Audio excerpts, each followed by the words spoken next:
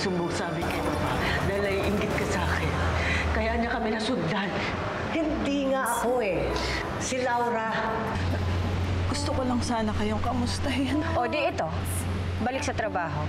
Na sana nagpakasal na kami ni Nelson. Sana nag-honeymoon kami. Pero hindi dahil patay na siya dahil sa'yo. Dahil kasalanan mo. Hoy! Malapit yan ha! Papatayin mo ba kami? Sa lahat naman ng lugar na pupuntahan, dito ka pa talaga nawala. Bibilhin ko yung lugar ninyo. Bubudburan ko ng asido yung lawa ninyo. Parang yung ginawa ko sa mukha mo. Untik mo nang patayin ng pamangking ko? Aksidente ang lahat. Sinungaling ka? Hindi ako sinungaling, impacta ka! Sa tinagal-tagal ng panahon, kailang tayong dalawa parehong nagkaroon ng iisang layunin. At yun ay para sa ikaliligayan ng dalawang bata. Pero hindi ibig sabihin no, nakalimutan na natin ang nangyari. Ito ang plate number ng sasakyan na nakasagasa sa tatay mo. Hindi mo ba alam? Tiyan ang Rachel na yan ang pumatay sa tatay mo! Ano pinaglalaroan ba kami ng tadhana? Kasi sigurado ako panibagong gulo na naman to sa pagitan namin ni Laura eh. Hindi ako matay sa asawa mo. Hindi ako. Makukulong siya ulit. Oras na matalo siya sa kaso. Alam mo, Laura, alam ba kung ano ang pinakamagandang ganti para sa babae sumira sa mukha mo? Ang magpaganda ka. Pagbalik natin dito at wala na yung peklat sa mukha mo at maganda ka na, harapin mo si Ivy na yan. Ako hindi ako naniniwalang walang kapalit yung tulong ngayon eh. Oy, sino ba kasi siya? Eh baka naman itong Alfred na to eh makatulong na maayos kami ni Laura. Ako ito, Nelson! Kahit nung araw papanira ka na sa buhay ko, hindi mo na kayang sirain pa ang buhay ko at hindi ko nahahayaang sirain mo ang buhay ko. Kaya umalis ka na! Ang dapat mong gawin ngayon, pumunta ka dun sa coming out party ni Nelson at doon mo siya sirain. Papawiin kita, Nelson. Natatakot ka ba na baka bumaliktad si Alfred? Hindi matanggal sa isip ko na makaagawin na naman niya sa akin si Alfred eh. Wala na nga siya sa katinuan. Nahanap pa niyang gumawa ng paraan para guluhin ang buhay ko. Kamusta ang pakiramdam ng isang nababaliw? Alam mo, isa ka sa dahilan kung bakit ako nagkakaganito. Siguraduhin mong hindi mo na kami guguluhin ni Alfred. Dahil sa susunod, hindi lang sa ospital o sa kulungan ng bagsak mo. Hindi ka na welcome sa bahay na to. Kung noon may kakampi ka, ngayon wala na, mag-isa ka na lang. I am the head of the house now, so you get out of my house. We will observe at kung magkaroon man ng changes or kung mag-improve ang condition mo, pwede ka na lumabas maging outpatient na lang. Promise, Doc, magpapagaling talaga ako. Hindi na ako makahintay na makasama ang anak ko at apo ko sa bahay namin. Nagtatampo na ako dahil wala ka ng oras sa amin anak ko. Alam mo kung anong inaayos ko, pero hindi ka kasi nakikinig. What you need is a break from all of this. Gusto mo ng ice cream? Treat ko. Makakalabas na si Ivy sa hospital.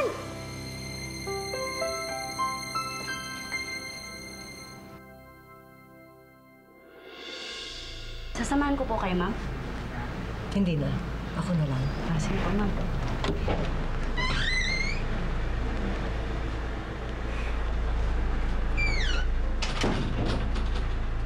Piyesta ba ng mga peste ngayon at isa-isa kayong dumadating sa buhay ko?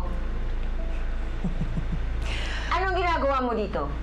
Pinagbawal ko na pumasok ka dito, ah. Umatapang ka na ngayon.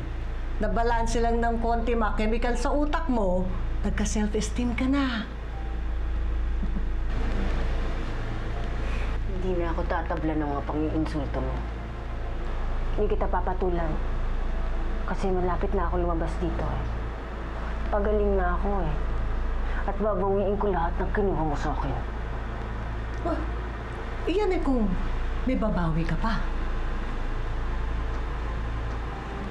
Ano yung sinasabi mo? Ivy.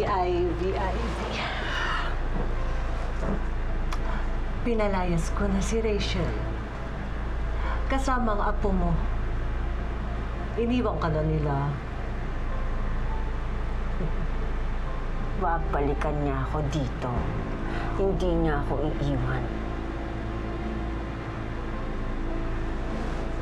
Saan sila nagpunta? Sa malayong lugar. Sa lugar na hindi mo sila makikita. Kawawa ka naman, Ivy. Kung ako sa'yo, dito ka na lang. I'll be glad to pay for your board and lodging. Dahil Makawala ka man dito o hindi, makukulong ka sa sarili mong kalungkutan. Mabubulok ka sa pag-iisa. Malayo sa mga mahal mo.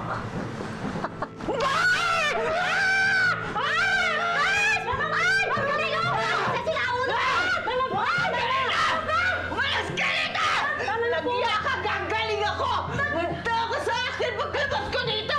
Nagya ka! Wala ako! Wala ako!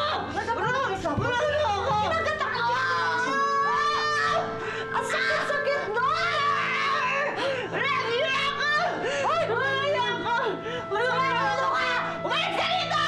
Umalis ka! Umalis ka! Ano, wala pa kayong gagawin? Ha? Dito lang siya, ha? Dito lang siya. Huwag niyo siyang pawawalan. Huwag niyo siyang pawawalan. Nadadakit siya ng mga inosenteng tao.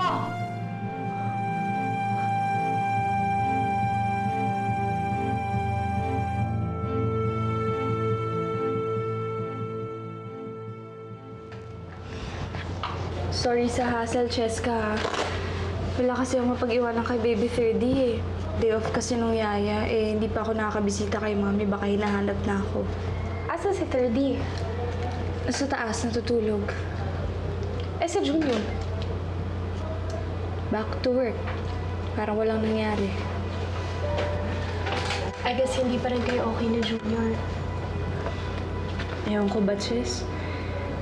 Nalulungkot ako na hindi pa kami okay, pero wala kasi akong panahon para intindihin siya eh. Mas kailangan ako ni Mami, lalo pa ngayon ako lang yung kakampi niya. Ako na.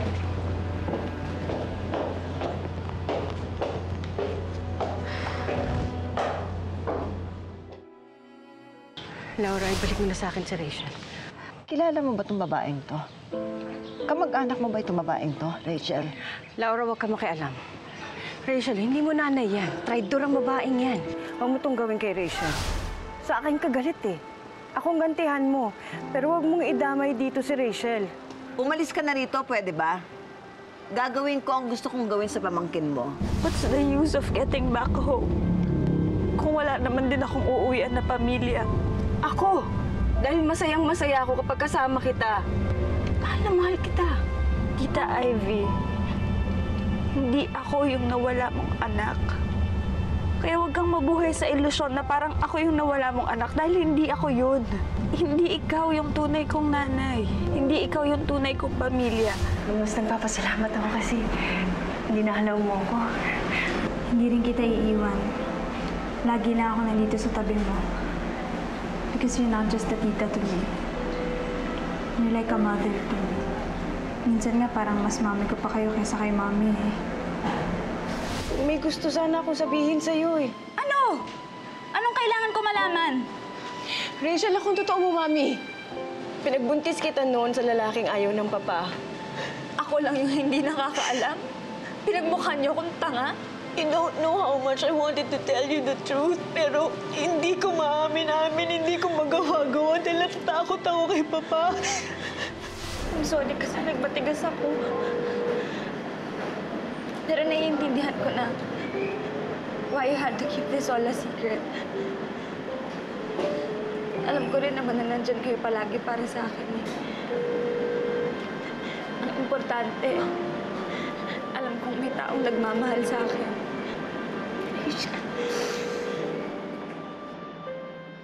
Di ba sabi niya po dati patay na si Daddy? Akala ko rin yun eh, pero hindi eh. Lagi ko siya nakikita. Ang lakas ng kutob ko na siya nga yun, Rachel. Siya yun, buhay ang daddy mo. Sana nga po, para makilala ko na yung real dad ko, para maging buo na tayo ulit. Paano kung pinapaniwala ko lang ang sarili ko?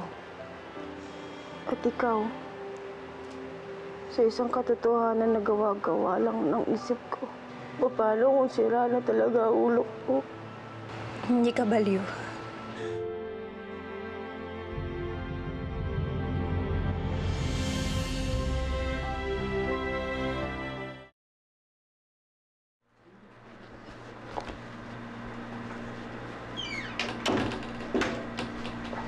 Mayos na po ba ang pakiramdam niyo, ma'am? Yan si Doc. Di ba sabi niya, lalabas na ako dito? Palalabasin pa ba niya ako, ano? Babalik na ako po mamaya, ma'am. Ay, bored na ako dito. Eh, paano ako gagaling kung lagi akong nakaganito? Lagi akong nakakulong dito. Ha? Hintayin na lang po natin, ma'am. Darating na po si Doc Ramos.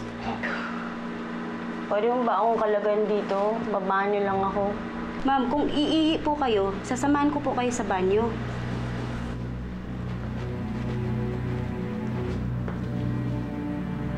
Hindi ako iihi.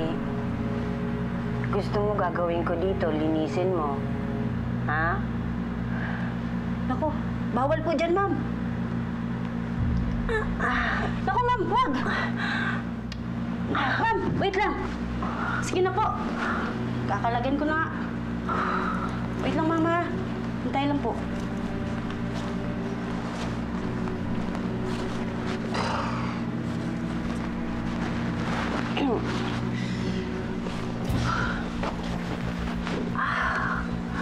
Tara po. Hintay lang po.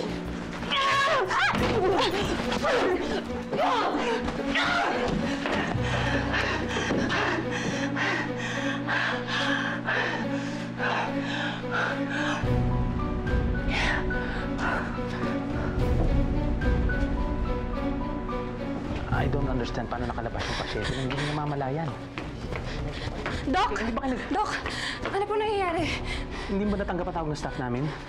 Hindi po. Bakit? Anong meron? Ang mami mo nawawala. Ha?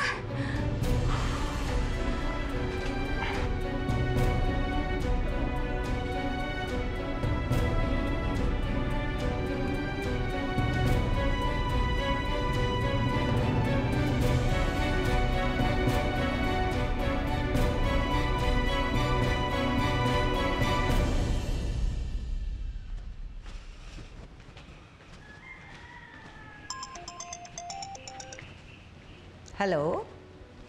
Yes? Ano? Nakatakas si Ivy? Oh, wala kayong pakinabang! Poison!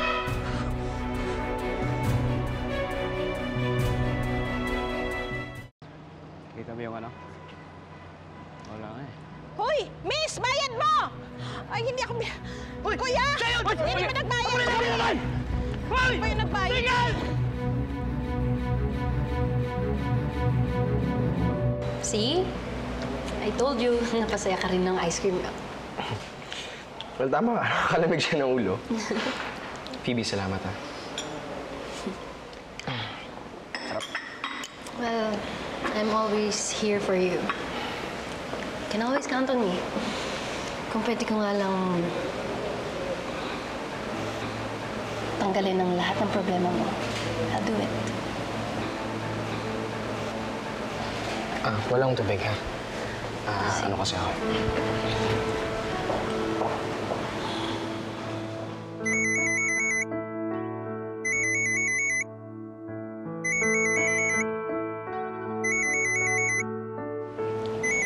Talaga si Rachel, kahit pa paano, panira talaga ng moment.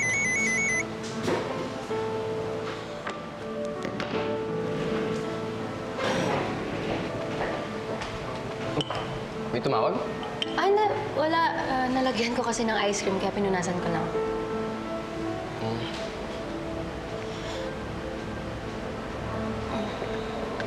Ay! Marami ka pang ice cream. Ubusin mo na yan. Ay. Matutunaw yan.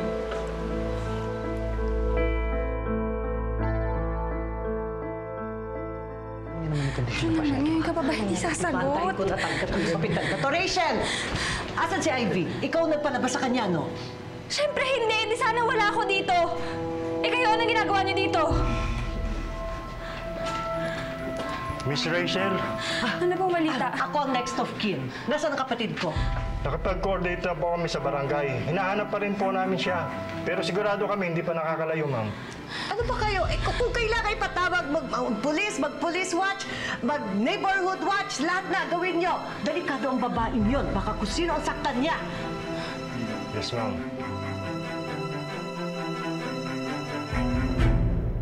Thank you, Kuya.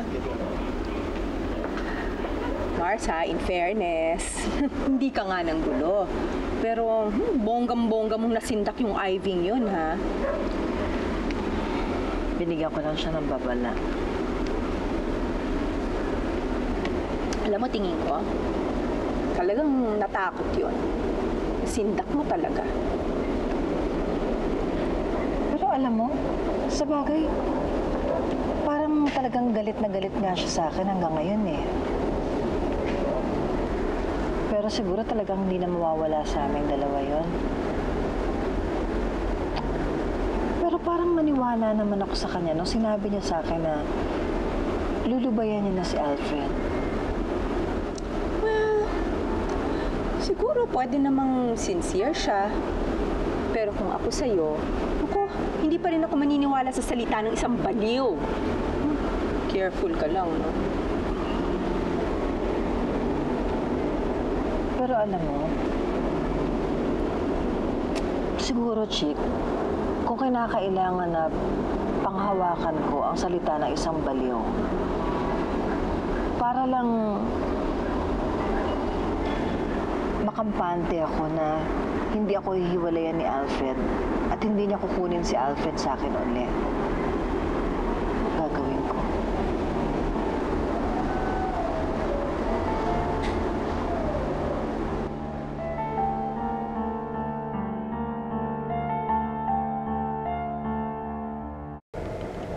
O pare, nakaset up na lahat. Ewan ko lang kung hindi ka pa lalong mahalin ni Laura sa gagawin mo. Sana nga. Gagawin ko lahat para maging special yung gawin namin ngayon. Makalimutan niya lang yung tungkol kay Ivy.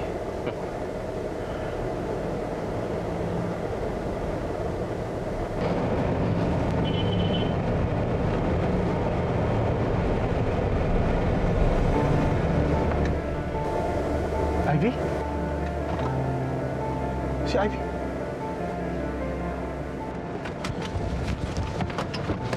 Ivy?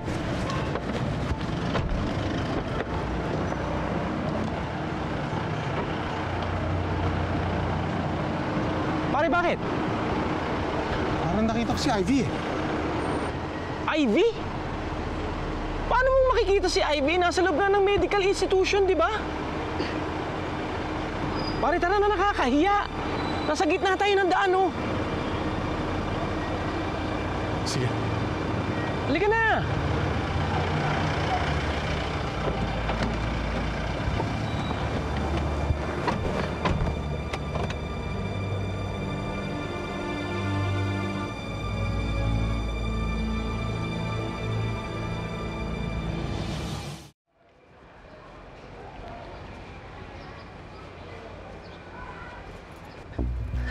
Bibsi, kailangan kong tulong mo.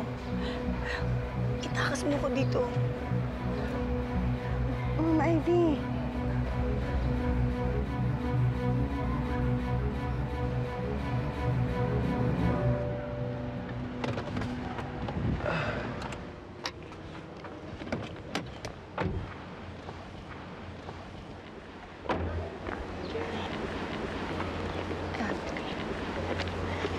Sure ka ba?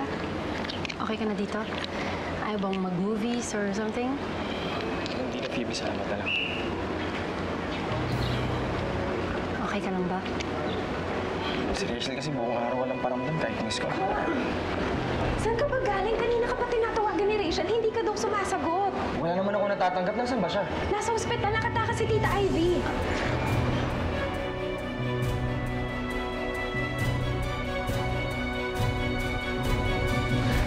Ano na po? Wala pa bang balita? Rachel. Jun. Sorry.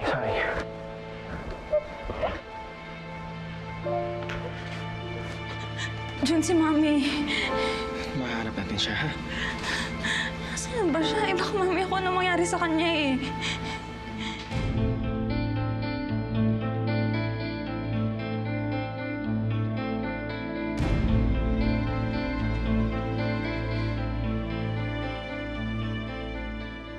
Kasalanan mo to lahat, Jun! Oo, kasalanan ko na! gagawin kapalpakan yung mami mo, ako lagi sinisisi mo. Pero nung binali ba niya si nanay, sinisi ba kita, ha? Kahit ang nag-aaway kami paminsan, mahal naman pa rin namin yung isa't isa eh. Wala nang makakapaghiwalay sa inyo, no? Hindi mo na nakita na may ibang taong mas nararapat para sa'yo. So, alam mo rin pala yung tungkol sa anak nila ni Junior. Anak nila ni Junior? I don't think so. God, Rachel. Ako yung ama ng anak niya.